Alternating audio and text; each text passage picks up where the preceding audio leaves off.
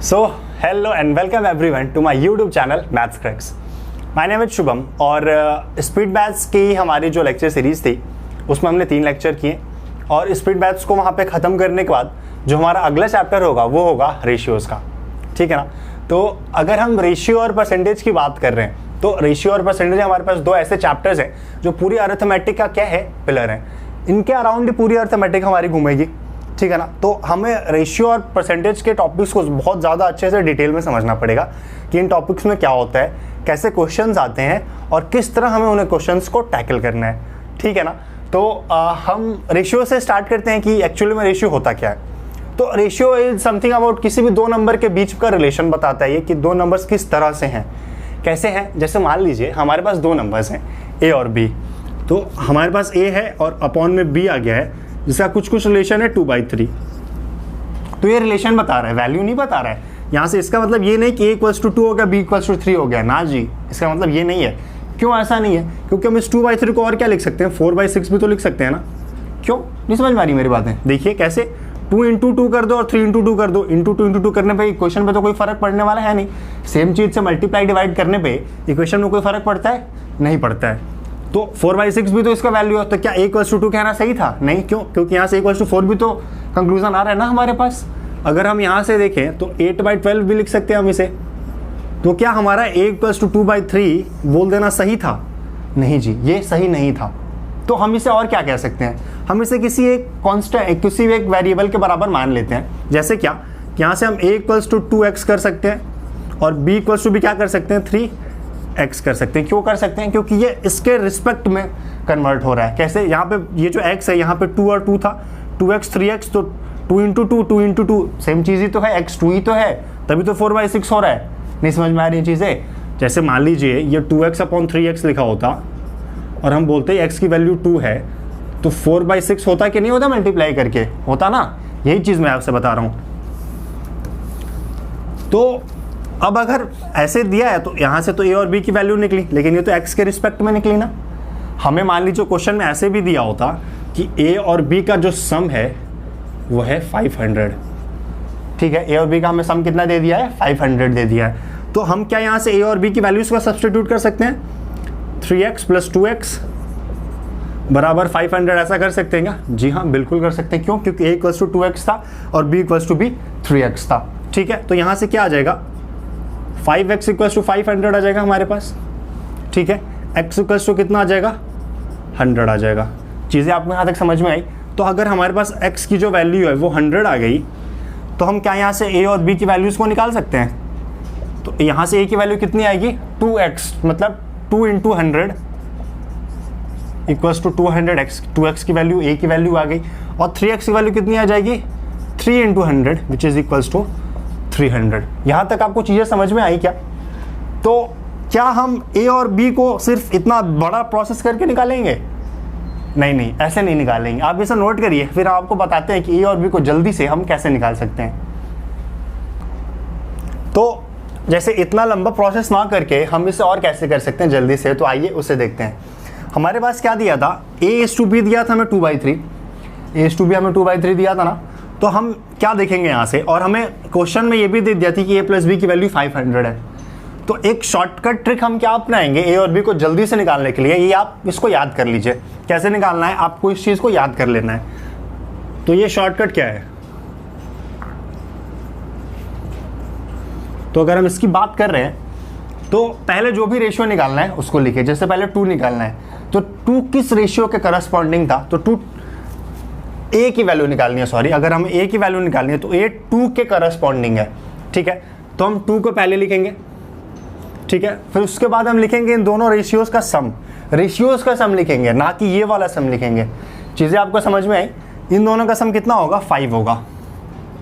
ये हम क्या निकाल रहे हैं, a की वैल्यू निकाल रहे हैं। तो 2/5, और इसको मल्टीप्लाई किससे करेंगे, तो ये जो सम दिया है हमारे पास, इससे हम इसे क्या करेंगे, मल्टीप्लाई करेंगे।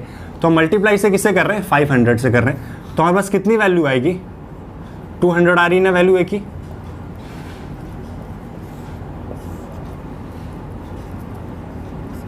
तो यहाँ से भी हमारे पास a 200 आ रहा था और यहाँ से हमारे पास a 200 आ रहा है। तो सिमिलरली हम b कैसे निकालेंगे, अगर हम b की बात कर रहे हैं तो बी किस रेशियो के करस्पॉन्डिंग है, यहाँ से देखिए बी 3 के करस्पॉन्डिंग है, ठीक है।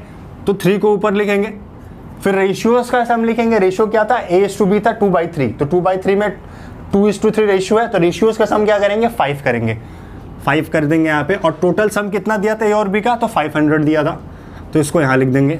तो यहाँ से बी की वैल्यू कितनी आ गई हमारे पास, इसको कट कर दीजिए, तो ये हो गया 100, 3 × 100 कितना हो गया, 300 हो गया। तो आपको चीज़ें यहाँ तक समझ में आ गई होंगी, उम्मीद करता हूँ। हम क्या कर रहे हैं यहाँ पे, हम ये कर रहे हैं, ए जिस भी रेशियो के करस्पॉन्डिंग है उस रेशियो को ऊपर लिख रहे हैं, रेशियोज का जो सम है उसको अपॉन में कर रहे हैं, और मल्टीप्लाई किससे कर रहे हैं, जितना सम ए और बी का हम एक्चुअली क्वेश्चन में दिया है उस हिसाब से हम ए और बी को जल्दी से निकाल रहे हैं, ठीक है ना। तो आप इसको नोट करिए, फिर हम आपको आगे बताएंगे कि दो रेशियोज अगर हमें कंबाइन करना है तो वो चीज़ें हम कैसे जल्दी से कर सकते हैं। तो अगली चीज़ जो है हमारे पास, वो अगली चीज़ है 2 या फिर उससे ज़्यादा रेशियोज अगर हमारे पास दिए हों तो हम उन्हें एक में कंबाइन करके कैसे लिख सकते हैं, ये चीज़ हमें आगे देखनी है।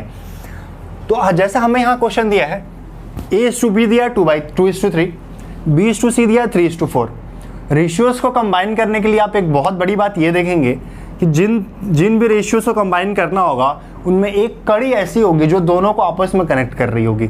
अगर हम यहाँ पे बात करें तो A:B है, यहाँ पे बात करें तो B:C है। क्या B दोनों में कॉमन है? यही वो एक कॉमन लिंक है जो दोनों रेशियोज को आपस में कनेक्ट करेगा। चीज़ें यहाँ तक समझ में आई आपको?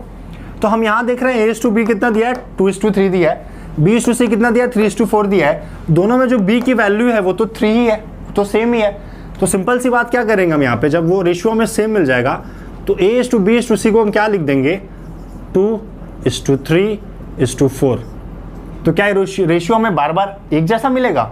नहीं, ऐसा ज़रूरी नहीं है। आप इसे नोट करिए, आपको अगला क्वेश्चन कराते हैं जिसमें B क्या हो, सेम ना हो, तो उस क्वेश्चन को कैसे करेंगे। ओके, तो अगला क्वेश्चन हमारे पास ये है, जैसे मान लीजिए यहाँ पे हमें क्या मिल रहा था, जो हमारा कॉमन लिंक था B वो दोनों में सेम था और उसकी वैल्यू भी हमें रेशियोज के तौर पे सेम ही दी गई थी। अगले क्वेश्चन में ये देख रहे हैं कि हमारे पास A:B दिया है 2:3 और B:C दिया है 7:5। तो क्या जो हमारा कॉमन लिंक है B उसकी वैल्यूज दोनों में सेम हैं? नहीं है। अगर ऐसा नहीं होता है तो हम क्या करते हैं, जो ये यहाँ पे 7 है इसको इसमें मल्टीप्लाई कर दीजिए और ये यहाँ पे जो 3 है उसको इस रेशियो में मल्टीप्लाई करके लिख दीजिए, या फिर आप 7 और 3 का एलसीएम लें, जो एलसीएम आएगा उस चीज़ से दोनों में मल्टीप्लाई कर दें। चीज़ें यहाँ तक समझ में आई आपको? ठीक है, तो हम ये कह रहे हैं कि यहाँ पे B की वैल्यू 7 है, तो उस 7 से आप इस रेशियो में मल्टीप्लाई कर दीजिए, तो ये रेशियो फिर क्या बन जाएगा, 14:21 बन जाएगा क्या?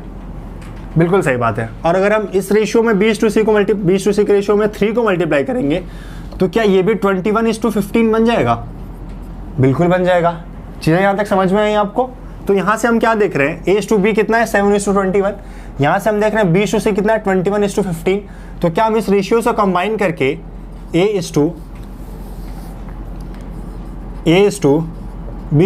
को 7:21:15 लिख सकते हैं? बिल्कुल लिख सकते हैं। तो ये क्या हो जाएगा, आपका आंसर हो जाएगा। तो क्या इस क्वेश्चन को करने का कोई शॉर्टकट नहीं है? बिल्कुल है। जैसे मान लीजिए आपको A:B:C निकालना, चलिए इसको पहले नोट कर लीजिए फिर बताते हैं आगे। माफ़ करिएगा, फ्लो में निकल गया मेरे से। ये 2 में अगर 7 का मल्टीप्लाई करेंगे तो ये 14 होगा। मैं थोड़ी सी मिस्टेक हो गई मेरे से, मैं माफ़ी मांगता हूँ। 2 × 7 14 होगा, 7 × 3 21 होगा, और यहाँ पे क्या हो जाएगा 14:21:15। तो आप चाहें तो इसे नोट कर सकते हैं। ओके, तो जो शॉर्टकट है हमारे पास वो क्या है वो भी देख लीजिए। A:B कितना दिया था हमें, A:B दिया था 2:3 और B:C क्या दिया था 7:5 दिया था। चीज़ें यहाँ तक समझ में आई आपको? तो इस शॉर्टकट में हमें ये करना है, अगर हमें निकालने को बोल दे A:B:C निकालिए, जो कि हम पिछले मेथड में निकाल रहे थे, तो इस मेथड में हम क्या करेंगे, पहले इन दोनों को आपस से मल्टीप्लाई करेंगे। तो 2 7 से कितना होगा 14 होगा, जो कि मैंने वहाँ 7 कर दिया था, क्षमा चाहते हैं उसके लिए हम। उसके बाद हम क्या करेंगे, 7 और 3 को आपस में मल्टीप्लाई करेंगे, तो ये कितना हो जाएगा 21 हो जाएगा। उसके बाद हम क्या करेंगे, 3 और 5 को आपस में मल्टीप्लाई करेंगे, तो ये कितना हो जाएगा 15 हो जाएगा। तो हमारे पास क्या रेशियो आ जाएगा 14:21:15। तो आप चाहें तो इसे भी नोट कर सकते हैं।